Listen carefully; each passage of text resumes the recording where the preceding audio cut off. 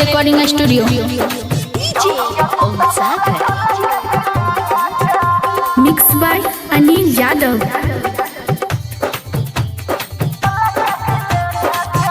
सामान्य छौरी सबके चिखने छे, कते छौड़ा के नाम दिल पर लिखने छे।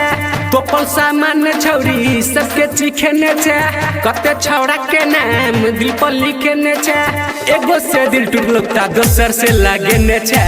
एक एक गो छौरी पूरा टोला के हिलने छे, छौरी के कुत्ता पूरा टोला के हिलने छे।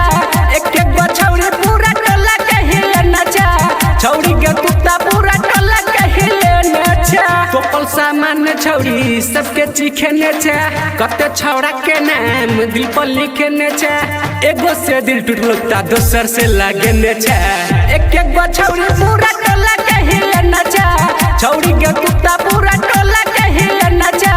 एक एक गो छौरी पूरा टोला के हिलने छे, छौरी के कुत्ता पूरा टोला के हिलने छे।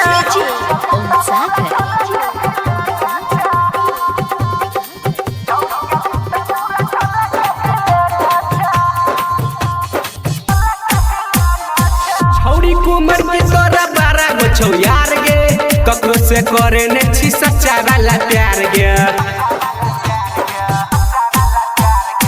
छौरी कुमर में तोरा 12 गो छौ यार गे, ककरो से करे ने छी सच्चा वाला प्यार गे।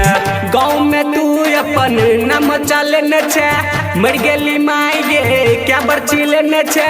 दिल वाला चोली तू कुमारे में सियने छे। एक एक गो छौरी पूरा टोला के हिलने छे, छौरी के कुत्ता पूरा टोला के हिलने छे। एक एक गो छौरी पूरा टोला के हिलने छे, छौरी के कुत्ता पूरा टोला के हिलने छे।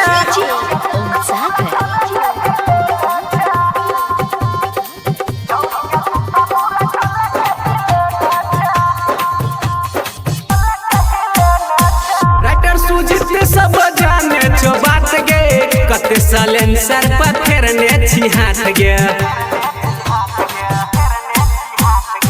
गुलवाए राधे से जाने छो बात गे, कते सालेंसर पर फेरने छी हाथ गे। अशोक दीवाना के दुनु चिखने छे, विक्रम छौड़ा के तू हाथ से खिलने छे।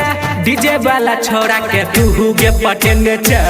एक एक गो छौरी पूरा टोला के हिलने छे, छौरी के कुत्ता पूरा टोला के हिलने छे। एक एक गो छौरी पूरा टोला के हिलने छे, छौरी के कुत्ता पूरा टोला के हिलने छे। Presented by RLA recording studio.